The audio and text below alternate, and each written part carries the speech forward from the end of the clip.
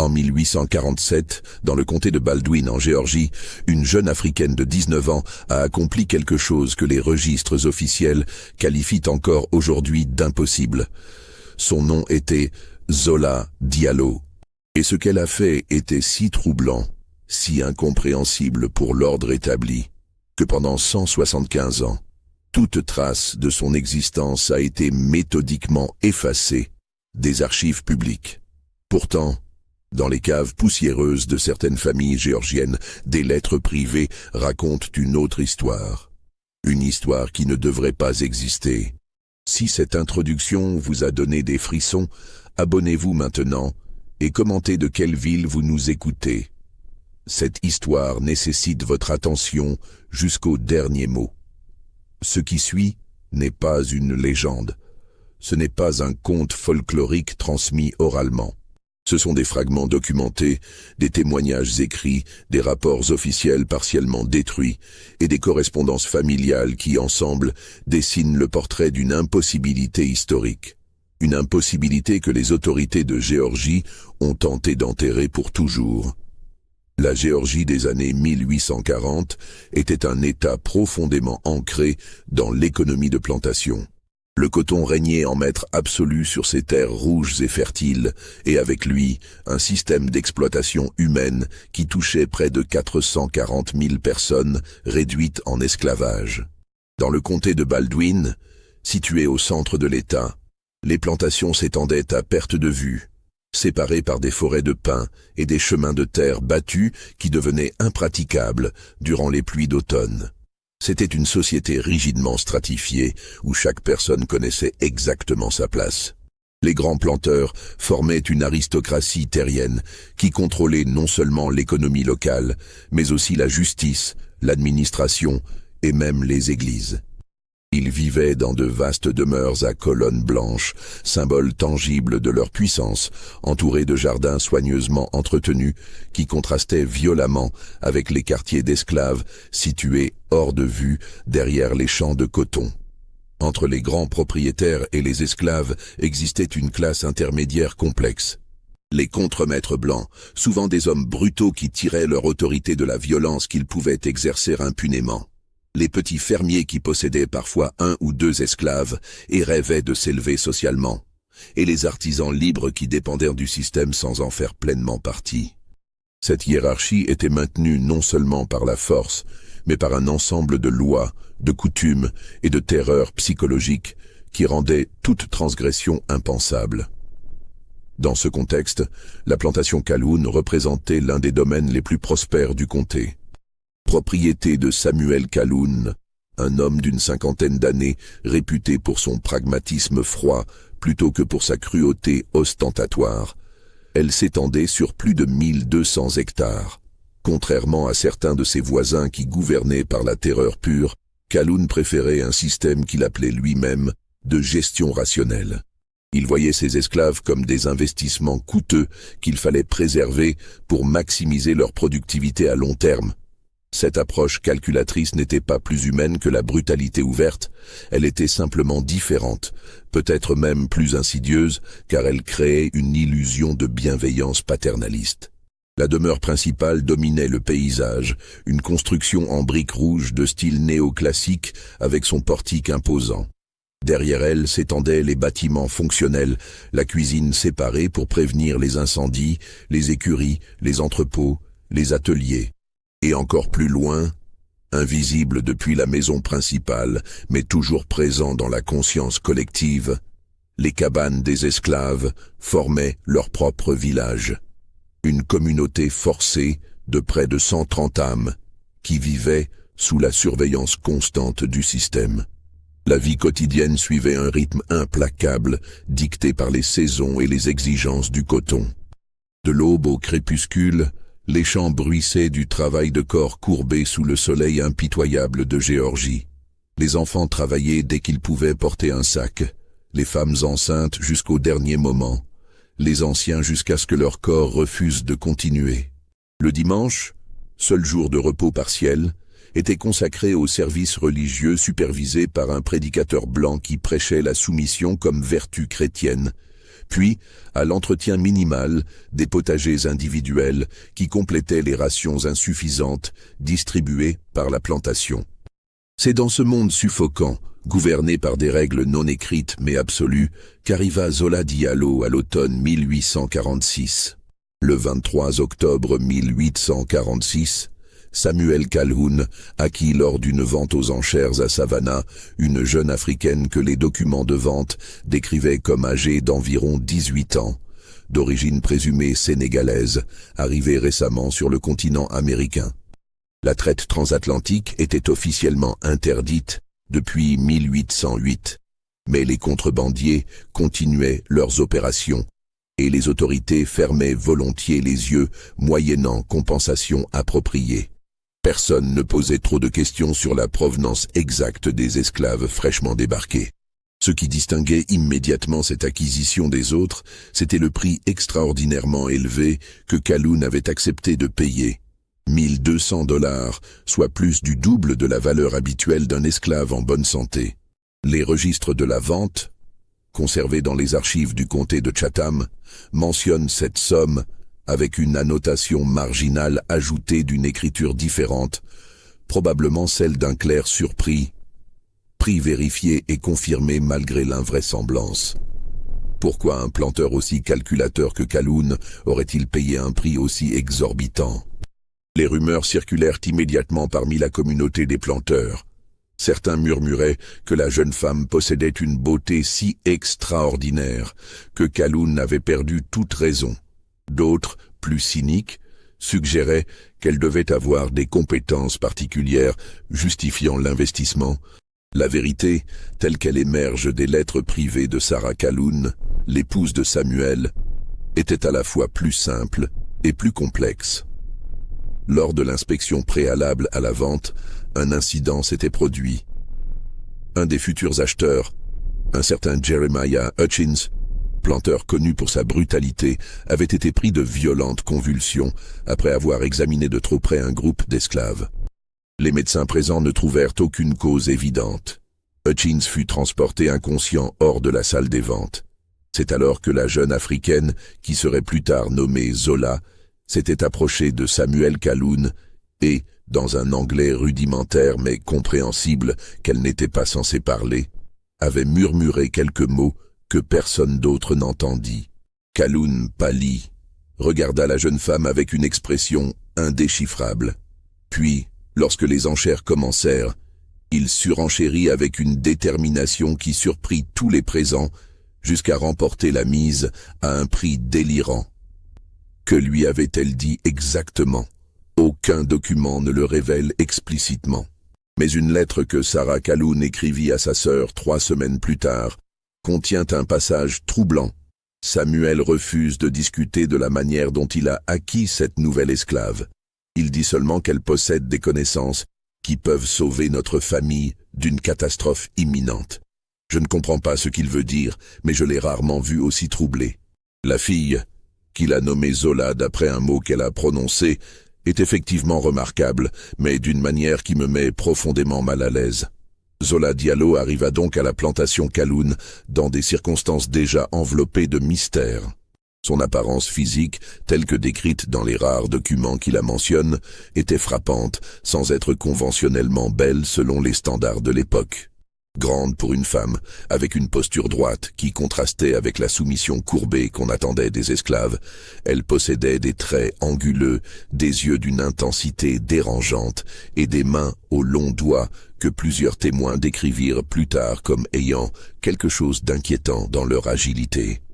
Contrairement aux nouveaux arrivants qui étaient généralement assignés aux travaux des champs les plus durs pour briser toute résistance, Zola fut installé dans une cabane individuelle, privilège extraordinaire, et affecté à des tâches domestiques légères.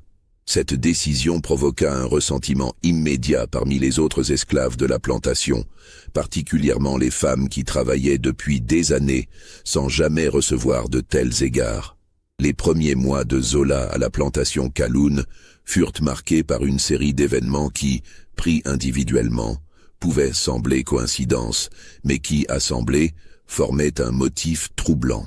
En novembre 1846, à peine 3 semaines après son arrivée, Le fils aîné de Samuel Calhoun, Thomas, âgé de 22 ans, tomba gravement malade.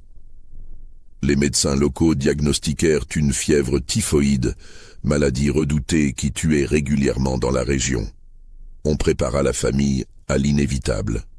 Thomas délirait, son corps consumé par une fièvre qui ne baissait pas, malgré les saignées répétées et les cataplasmes de moutarde. C'est alors que Samuel Calhoun prit une décision qui scandalisa son épouse et les médecins présents. Il ordonna que Zola soit amené au chevet de son fils. Les lettres de Sarah Calhoun décrivent la scène avec un mélange de fascination horrifiée et d'incrédulité. La jeune Africaine a examiné Thomas avec une assurance qui m'a glacé le sang. Elle a écarté les médecins comme on repousse des enfants importuns. Puis, elle a préparé une décoction avec des herbes qu'elle avait, disait-elle, cueillies dans les bois entourant la plantation. L'odeur était âcre, presque insupportable. Les médecins protestèrent vigoureusement, affirmant qu'elle allait empoisonner notre fils. Mais Samuel leur intima l'ordre de se taire. J'ai prié pendant toute la nuit. Le lendemain matin, contre toute attente, la fièvre de Thomas avait baissé. 3 jours plus tard, il était conscient. 1 semaine après, il était capable de marcher.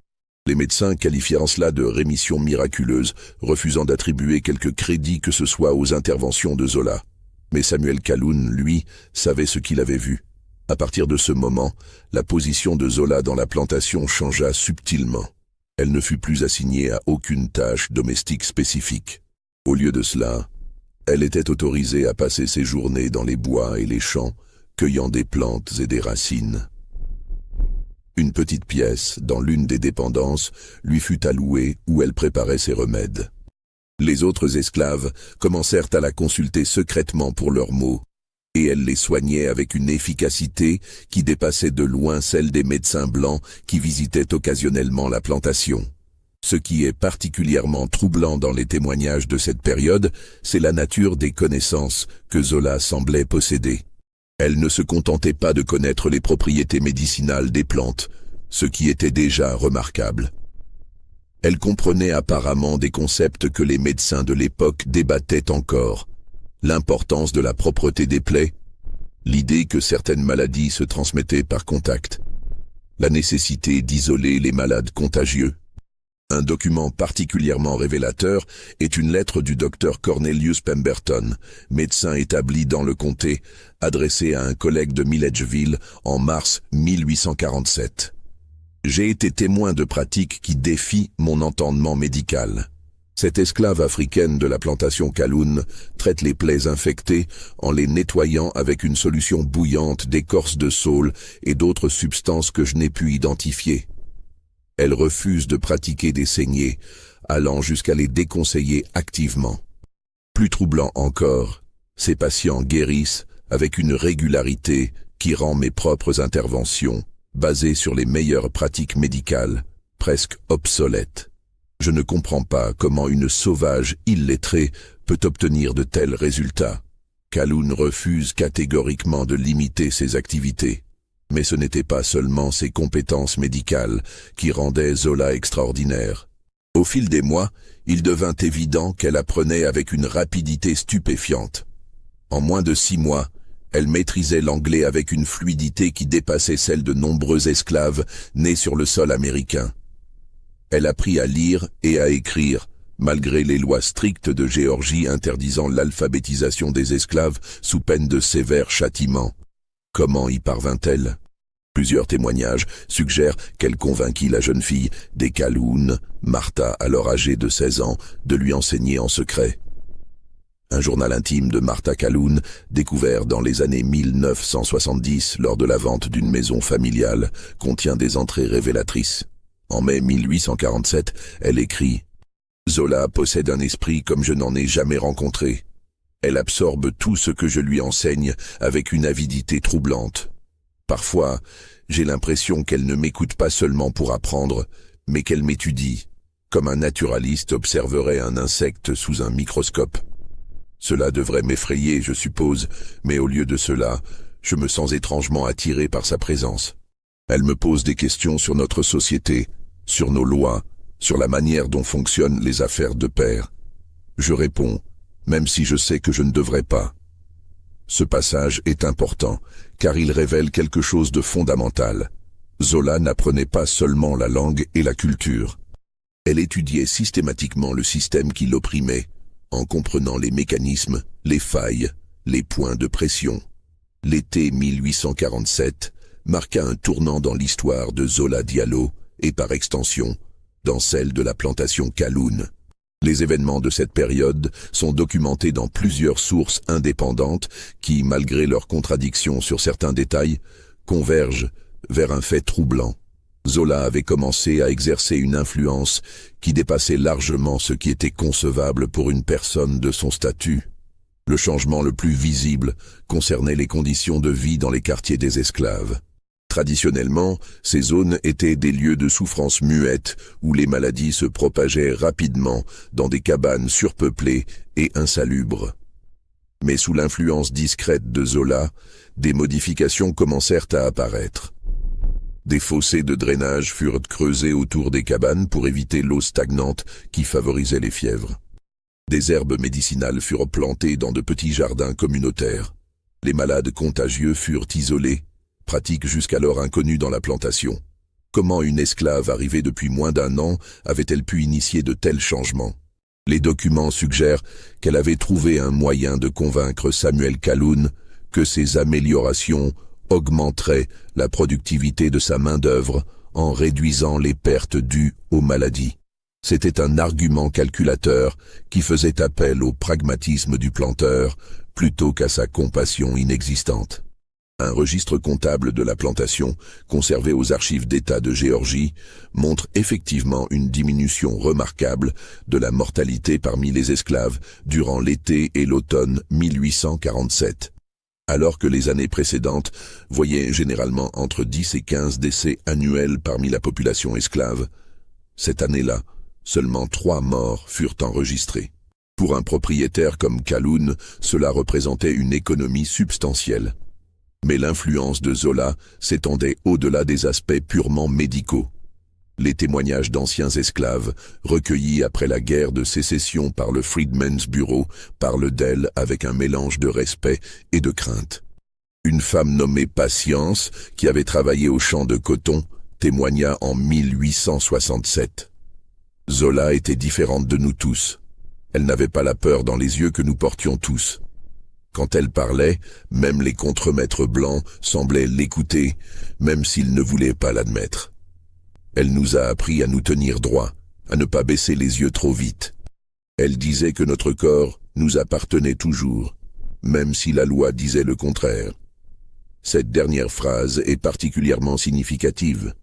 Dans une société où les corps des esclaves étaient légalement la propriété absolue de leur maître, où toute affirmation d'autonomie physique ou mentale était brutalement réprimée, Zola enseignait une forme de résistance psychologique qui était peut-être plus dangereuse pour le système que n'importe quelle révolte violente. Si cette histoire vous captive et vous trouble, montrez votre soutien en likant cette vidéo et en commentant ce que vous pensez qu'il va se passer. Votre engagement nous permet de continuer à partager ces histoires oubliées. Un incident survenu en août 1847 illustre parfaitement la complexité de la position de Zola. Jacob Winters, le contremaître principal de la plantation, homme brutal dans la quarantaine réputé pour sa cruauté envers les esclaves, tomba d'un cheval et se brisa la jambe. La fracture était sévère, l'os perçant la peau. Les médecins appelés d'urgence recommandèrent l'amputation immédiate, procédure qui à l'époque avait un taux de mortalité supérieur à 50%. Winters, terrifié par la perspective, supplia qu'on fasse venir Zola. Cette requête en elle-même était remarquable, un contremaître blanc demandant l'aide d'une esclave africaine. Mais plus remarquable encore fut ce qui suivit. Zola examina la blessure, puis annonça calmement qu'elle pouvait sauver la jambe. Les médecins protestèrent vigoureusement, affirmant qu'elle condamnait Winters à une mort par gangrène. Mais Winters, dans sa panique, insista. Zola passa 3 jours et 3 nuits au chevet de Winters. Elle nettoya la plaie avec une solution qu'elle avait préparée, repositionna l'os avec une précision que les médecins qualifièrent plus tard de chirurgicale, appliqua des cataplasmes qui changeaient selon un rythme précis, et força Winters à boire des décoctions amères qui le maintenaient dans un état de semi-conscience contrôlée. La fièvre vint comme prévu, mais Zola la combattit avec une détermination implacable. Après une semaine, Winters était hors de danger. Après 3 mois, il marchait avec une légère claudication. Les médecins, humiliés, ne purent que constater le succès tout en refusant d'en reconnaître publiquement les implications. Mais Winters, lui, n'oublia jamais. Cet homme brutal, qui avait fouetté des esclaves pour des infractions mineures, développa envers Zola une attitude complexe, mêlant gratitude, respect craintif et ressentiment profond. Il ne la toucha plus jamais, mais son regard, selon plusieurs témoins, contenait quelque chose de troublant chaque fois qu'il la croisait. Ce qui est fascinant, c'est que Zola ne demanda aucune faveur en retour pour avoir sauvé Winters. Elle retourna simplement à ses activités habituelles, comme si de rien n'était. Mais quelque chose avait changé dans la dynamique de pouvoir de la plantation. Les esclaves avaient vu un contremaître blanc supplier une des leurs. Les Blancs avaient vu leur certitude médicale défiée par les connaissances d'une Africaine. Ces fissures dans l'ordre établi, aussi minuscules fussent-elles, ne passeraient pas inaperçues. L'automne 1847 apporta avec lui une série d'événements qui transformeraient la position inhabituelle mais relativement stable de Zola en quelque chose de beaucoup plus dangereux et complexe. Le catalyseur fut l'arrivée d'un visiteur inattendu à la plantation Calhoun.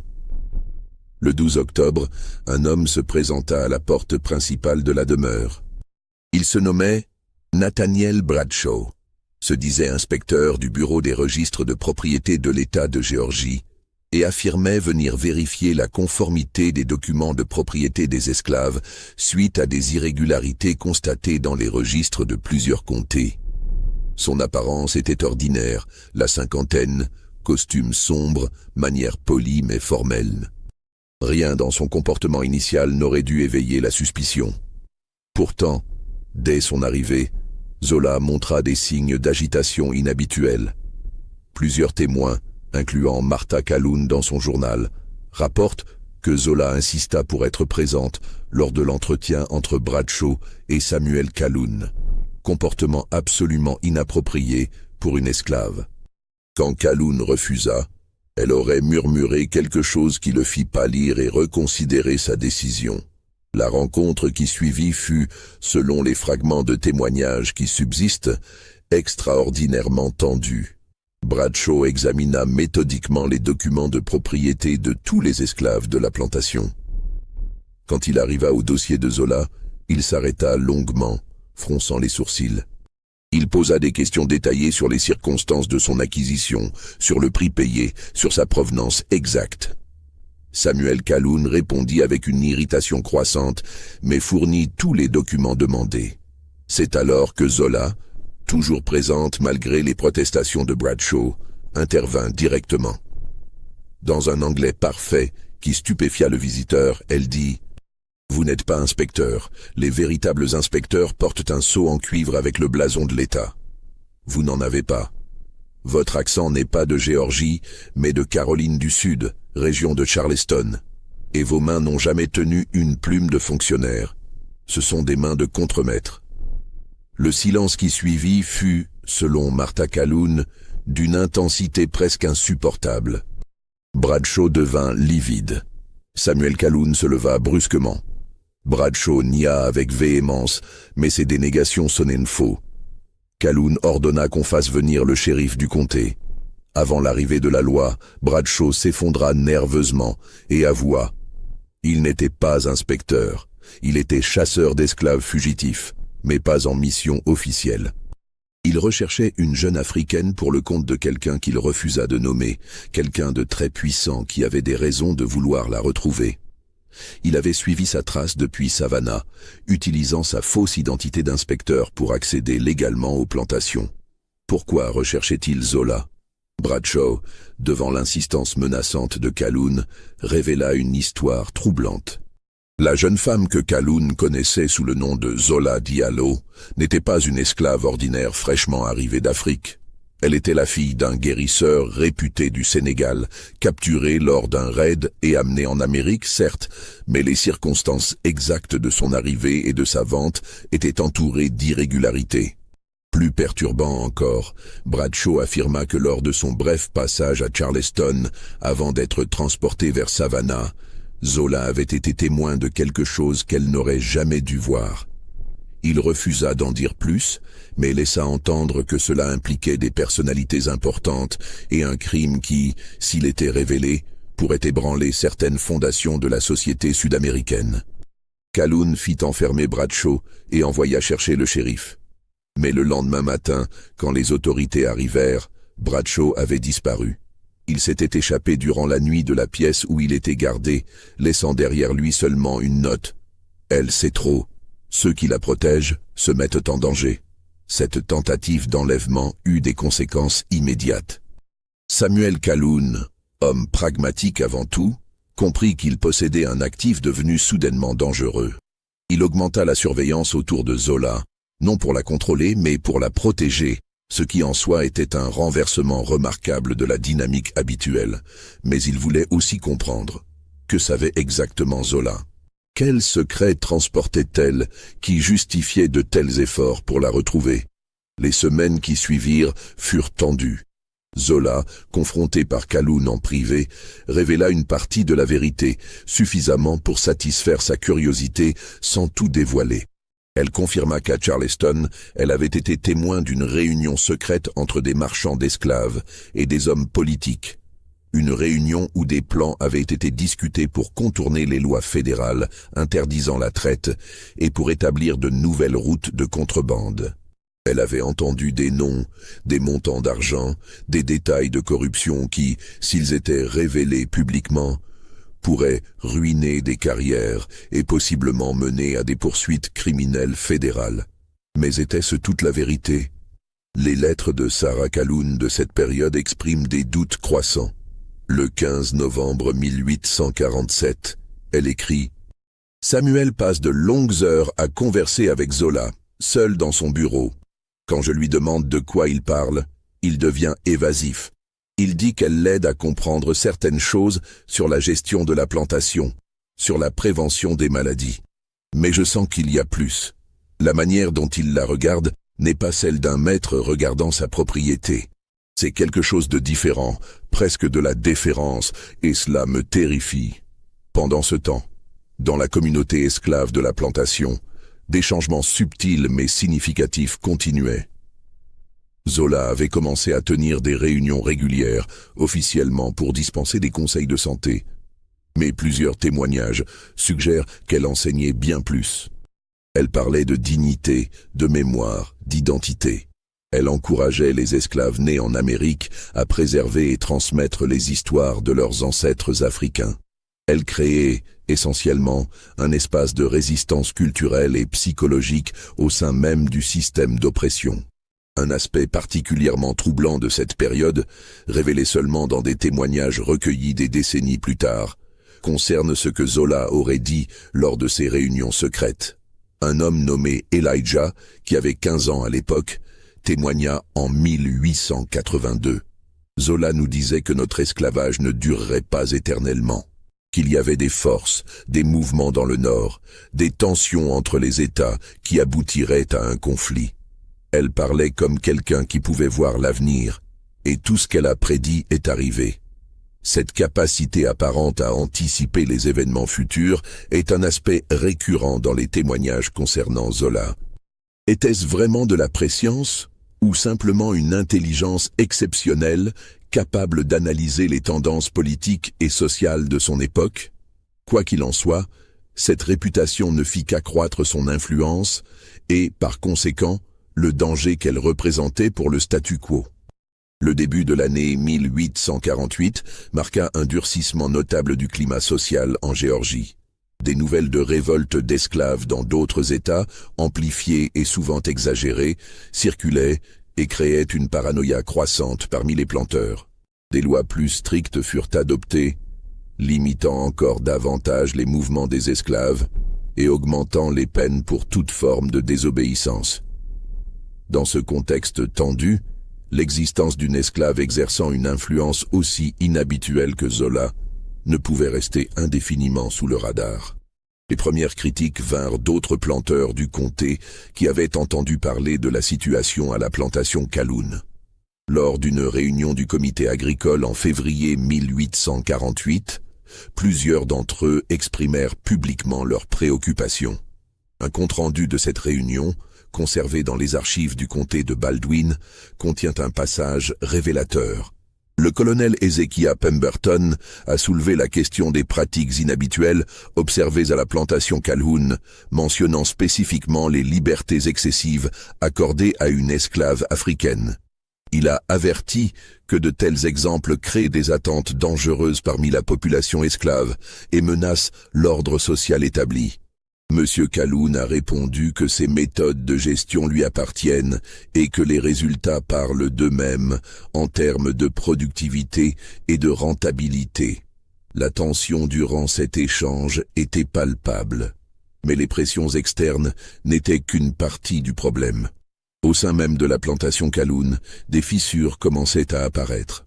Jacob Winters, le contremaître que Zola avait sauvé, développait une obsession malsaine. Plusieurs témoignages parlent de son comportement de plus en plus erratique. Il surveillait Zola constamment, notait ses mouvements, documentait ses interactions avec d'autres esclaves. Il était partagé entre la gratitude pour sa vie sauvée et la rage d'avoir été rabaissé, d'avoir dû supplier une esclave africaine. Un journal personnel de Winters, découvert après sa mort et brièvement mentionné dans un article de journal local, avant de disparaître mystérieusement, contenait des passages qui révélaient son état d'esprit troublé. Elle me regarde avec des yeux qui voient trop. Elle sait que je lui dois ma jambe, peut-être ma vie, et elle utilise cette dette comme une chaîne invisible. Les autres esclaves la suivent, non par peur, mais par respect, ce qui est infiniment plus dangereux. Calhoun est aveuglée par ses succès médicaux et ne voit pas qu'elle construit quelque chose qui finira par nous détruire tous. Le 28 mars 1848, un incident précipita la crise. Une épidémie de dysenterie frappa plusieurs plantations du comté, maladie mortelle qui pouvait décimer des populations entières en quelques semaines. La plantation Calhoun, grâce aux mesures d'hygiène que Zola avait implémentées, fut remarquablement épargnée. Seulement 2 cas bénins furent répertoriés, rapidement traités. Cette réussite, plutôt que d'être célébrée, devint source de suspicion. Comment était-il possible qu'une plantation reste pratiquement intacte quand toutes les autres souffraient? Des rumeurs commencèrent à circuler, des rumeurs dangereuses qui transformaient le succès médical en sorcellerie supposée. Certains murmuraient que Zola avait conclu un pacte avec le diable.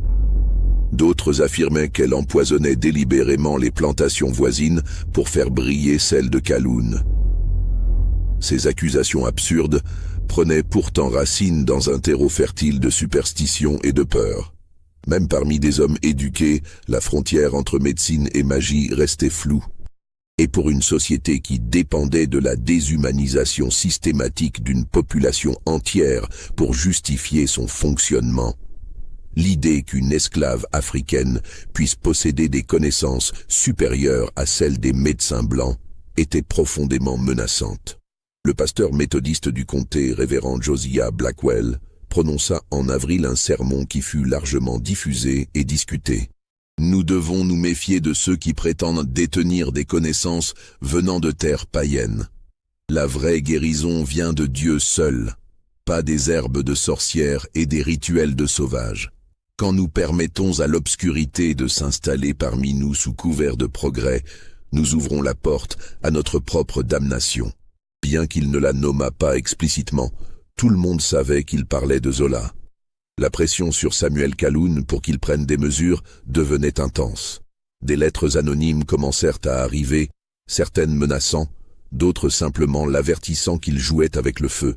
Le mois de mai 1848 fut le théâtre d'événements dont les détails exacts restent, 175 ans plus tard, partiellement obscure et contestée. Ce qui suit est reconstitué à partir de fragments de témoignages, de lettres privées et de quelques documents officiels qui ont échappé à la destruction systématique qui suivit. Le 3 mai, une réunion extraordinaire fut convoquée au tribunal du comté. Étaient présents le juge du comté, le shérif, plusieurs grands planteurs incluant Samuel Calhoun, et 2 hommes venus de la capitale, Milledgeville. Ces visiteurs se présentèrent comme des représentants du gouverneur venus enquêter sur les troubles sociaux croissants dans le comté. Les procès-verbaux officiels de cette réunion ont disparu, mais une lettre que le greffier du tribunal, Amos Whitfield, écrivit à son frère 3 jours plus tard, donne un aperçu de ce qui fut discuté. « J'ai assisté à une réunion dont je ne devrais pas parler, mais je dois te confier ce qui pèse sur ma conscience. Il a été question d'une esclave de la plantation Calhoun, une Africaine qui aurait acquis une influence jugée intolérable par les autorités. Les hommes de Milledgeville ont présenté des preuves, ont-ils affirmé, que cette femme était impliquée dans des activités de conspiration, qu'elle préparait une insurrection, qu'elle utilisait ses soins médicaux pour gagner la loyauté d'esclaves de plusieurs plantations dans le but de fomenter une révolte. Ces accusations étaient-elles fondées ? Aucune preuve concrète ne fut jamais présentée publiquement. Il est possible qu'elles fussent entièrement fabriquées pour justifier une action préventive. Mais il est aussi possible que Zola, avec son intelligence remarquable et sa compréhension du système, avait effectivement commencé à organiser quelque chose de plus structuré qu'une simple résistance culturelle. Ce qui est indéniable, c'est que la décision fut prise d'agir rapidement et discrètement. Le terme utilisé dans la lettre de Whitfield est « neutraliser la menace sans créer de martyrs ». Samuel Calhoun, selon le même témoignage, s'opposa vigoureusement, arguant que Zola n'avait jamais montré le moindre signe de violence ou de rébellion ouverte, qu'elle avait, au contraire, sauvé des vies incluant celle de son propre fils. Mais il fut clairement fait comprendre à Calhoun que son opposition pourrait être interprétée comme de la complicité. La nuit du 8 mai 1848, 3 hommes armés entrèrent dans la plantation Calhoun avec un mandat d'arrêt pour Zola Diallo, accusé formellement de incitation à l'insurrection et pratique de sorcellerie. Les accusations de sorcellerie, bien que juridiquement désuètes, étaient un ajout cynique destiné à discréditer toute sympathie potentielle. Ce qui se passa ensuite est le cœur de l'énigme qui a été méthodiquement effacé des archives officielles. Les hommes se rendirent à la cabane de Zola. Elle n'était pas là. Ils la cherchèrent dans toute la plantation. Elle resta introuvable pendant 3 jours. Comment une esclave, surveillée de près, avait-elle pu disparaître sans laisser de traces d'une propriété entourée de patrouilles? Le 11 mai, Zola réapparut de manière aussi mystérieuse qu'elle avait disparu. Mais elle n'était pas seule. Elle était accompagnée de Martha Calhoun, la fille du planteur, et de 5 autres esclaves de la plantation. Ensemble, ils se présentèrent volontairement au bureau du shérif. Ce qui suivit fut une scène qui marqua profondément tous ceux qui y assistèrent. Zola, s'exprimant avec une éloquence qui stupéfia l'assemblée présente, fit une déclaration publique. Elle confirma qu'elle avait des connaissances médicales avancées, héritées de son père et de la tradition de guérisseur de son peuple.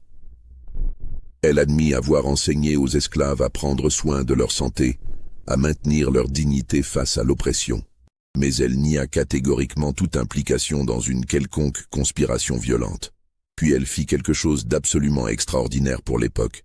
Elle prononça un discours sur la nature de l'esclavage, sur son immoralité fondamentale, sur l'impossibilité de concilier les principes chrétiens professés par la société sudiste avec la pratique de l'asservissement humain. Elle cita des passages de la Bible, des écrits de philosophes, démontrant une érudition qui ne pouvait être expliquée par les quelques mois d'enseignement secret de Martha. Martha Calhoun, présente aux côtés de Zola, confirma qu'elle avait effectivement enseigné à Zola à lire et à écrire, défiant ainsi ouvertement les lois de Géorgie.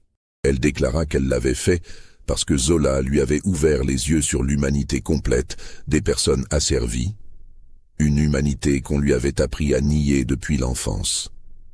Un document extraordinaire a survécu à la destruction des archives, Le témoignage sténographié d'un journaliste local, jamais publié de son vivant, mais retrouvé dans ses papiers personnels.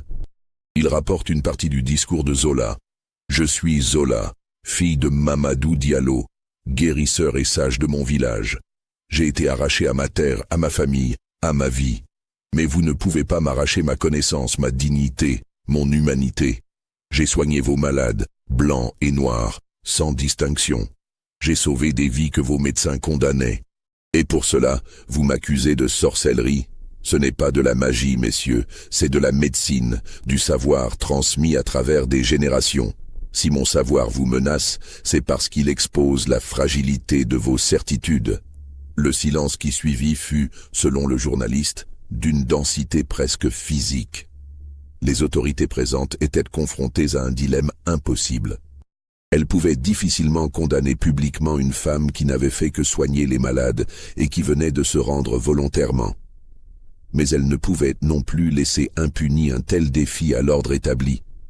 La solution fut trouvée dans le secret et l'effacement.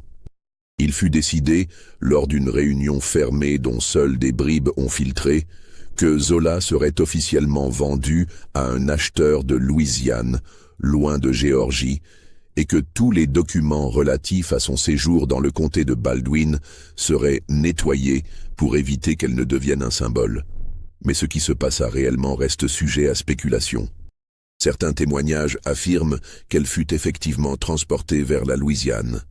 D'autres, plus troublants, suggèrent qu'elle mourut lors du transport dans des circonstances non clarifiées. Un troisième groupe de témoignages, les plus intrigants mais aussi les moins vérifiables, prétend qu'elle s'échappa avec l'aide d'un réseau clandestin d'abolitionnistes et que son transfert en Louisiane ne fut qu'une couverture. Ce qui est certain, c'est que tous les registres officiels concernant Zola Diallo furent systématiquement détruits ou modifiés. Les documents de vente de Savannah disparurent. Les registres de la plantation Calhoun furent accidentellement endommagés par un incendie qui ne brûla curieusement que les pages la concernant. Les procès-verbaux du tribunal furent perdus lors d'une inondation en 1850. Les mois qui suivirent la disparition de Zola Diallo virent un effort concerté pour effacer non seulement les documents, mais aussi les mémoires. Les esclaves qui avaient été proches d'elle furent dispersés, vendus à différentes plantations à travers l'État. Martha Calhoun fut envoyée vivre chez une tante en Caroline du Nord, officiellement pour parfaire son éducation, en réalité pour l'éloigner et la faire taire. Samuel Calhoun ne fut jamais le même après ces événements. Ses lettres des années suivantes, adressées à divers correspondants, révèlent un homme tourmenté. En juillet 1848, il écrit à un ami « J'ai permis que se produise une injustice que je ne peux nommer, mais qui pèse sur ma conscience comme un poids de plomb. J'ai cru pouvoir naviguer entre mes intérêts et ce que me dictait ma raison. Je me suis trompé, et une personne extraordinaire a payé le prix de mes calculs. » Jacob Winter, le contremaître, développa une dépendance à l'alcool et mourut en 1850 d'une chute de cheval. Sur son lit de mort, selon le témoignage du prêtre qui l'assista, il délira pendant des heures, parlant d'une femme africaine qui le hantait, lui reprochant sa lâcheté. Mais le plus troublant dans cette histoire d'effacement systématique, ce sont les signes persistants que quelque chose avait survécu. Dans les décennies qui suivirent, des histoires circulèrent parmi les communautés d'esclaves à travers la Géorgie et au-delà. Ces histoires parlaient d'une guérisseuse africaine qui avait défié le système, qui avait soigné les malades sans distinction de couleur, qui avait parlé publiquement contre l'esclavage et survécu. Les détails variaient, les noms changeaient, mais le cœur de l'histoire restait reconnaissable. Après la guerre de sécession, quand le Freedmen's Bureau commença à recueillir des témoignages d'anciens esclaves, plusieurs mentionnèrent Zola, bien que souvent indirectement, ou comme une figure presque mythique. Un enquêteur du bureau, frustré par ces références insaisissables, écrivit en 1868 « Il y a une histoire ici, quelque chose d'important qui s'est produit dans le comté de Baldwin avant la guerre. Tous ceux qui sont assez âgés pour s'en souvenir deviennent évasifs quand on pose des questions directes, comme s'ils avaient peur que même maintenant, 2 décennies plus tard et avec l'esclavage aboli, parler pourrait apporter des conséquences. Ils parlent d'une femme, ils ne s'accordent pas sur son nom ou son destin, mais ils s'accordent sur ceci. Elle a changé quelque chose de fondamental, et le système a eu si peur de ce changement qu'il a tenté de l'effacer complètement. Dans les années 1870 et 80, plusieurs historiens amateurs tentèrent de reconstituer l'histoire de Zola Diallo. Leurs efforts furent systématiquement entravés. Des archives qui auraient dû exister étaient introuvables. Des familles qui auraient pu avoir des documents privés refusaient de coopérer ou affirmaient que ces documents avaient été perdus ou détruits. Il devint évident que l'effort d'effacement avait été remarquablement complet et que des forces continuaient à œuvrer pour maintenir le silence. Un détail particulièrement intrigant émergea dans les années 1920. Un professeur d'histoire de l'Université de Géorgie, le docteur Harold Simmons, découvrit dans les sous-sols de la bibliothèque universitaire une caisse contenant des documents du XIXe siècle qui n'avaient jamais été catalogués. Parmi eux se trouvait un journal médical tenu par un certain docteur Pemberton entre 1846 et 1850. Plusieurs entrées concernaient les pratiques médicales inhabituelles observées à la plantation Kaloun et les résultats troublants obtenus par une esclave africaine non nommée. Simmons prépara un article académique basé sur ces découvertes. Avant qu'il ne puisse le publier, la caisse contenant les documents disparut de la bibliothèque. Simmons lui-même fut victime d'un accident de voiture fatal 3 semaines plus tard. La police conclut à un accident dû à l'alcool, bien que Simmons fût un abstinent notoire. Ces coïncidences troublantes suggèrent que même au XXe siècle, certains trouvaient l'histoire de Zola Diallo suffisamment dangereuse pour justifier sa suppression continue. Pourquoi? Une théorie proposée par plusieurs chercheurs est que l'histoire de Zola, si elle était pleinement documentée et reconnue, remettrait en question des narratives soigneusement construites sur la période de l'esclavage en Géorgie. Elle démontrerait que les esclaves n'étaient pas des victimes passives, mais des êtres humains complexes, intelligents, capables de résistance sophistiquée. Elle exposerait la fragilité intellectuelle et morale du système esclavagiste. Dans les années 2000, avec la numérisation croissante des archives historiques, de nouveaux fragments ont émergé. Une lettre de Sarah Kaloun, découverte dans une collection privée vendue aux enchères, confirme l'existence de Zola et mentionne les événements troublants de mai 1848. Un registre fiscal de 1847, retrouvé dans les archives d'État, liste une esclave africaine, spécialité médicale, valeur $1 500, parmi les actifs de Samuel Kaloun, confirmant l'évaluation extraordinairement élevée. Mais le document le plus troublant n'a été découvert qu'en 1995, lors de la rénovation d'une vieille église méthodiste dans le comté de Baldwin. Derrière un mur, les ouvriers trouvèrent une boîte en métal contenant un cahier. Le cahier était rempli d'une écriture soignée en français et en anglais, détaillant des recettes médicales, des observations sur les plantes locales et leurs propriétés, et des réflexions personnelles. La dernière page contenait une déclaration. « Je suis Zola, fille de Mamadou, et je laisse ces connaissances pour ceux qui viendront après moi. Que ma voix ne soit pas effacée. » L'authenticité de ce cahier reste débattue.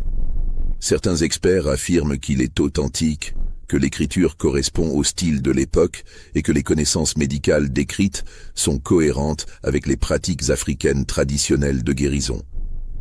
D'autres soutiennent qu'il pourrait être un faux élaboré, créé par quelqu'un qui connaissait l'histoire et voulait donner une forme tangible à un récit en grande partie oral. Cette histoire vous a-t-elle troublé autant que nous?